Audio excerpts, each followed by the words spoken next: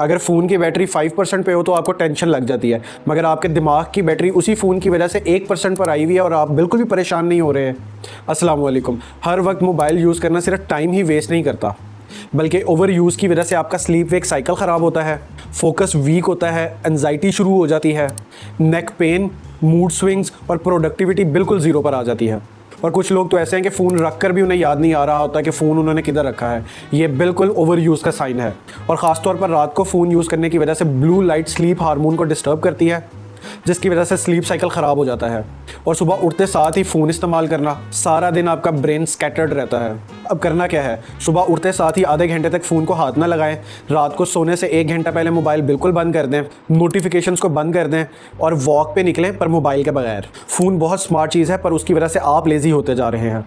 इस वीडियो को लाजमी अपने फ़ोन एडिक्ट दोस्तों के साथ शेयर करें और इस तरह की वीडियोज़ देखने के लिए मेरा चैनल देखते रहें। अल्लाह हाफ़िज़।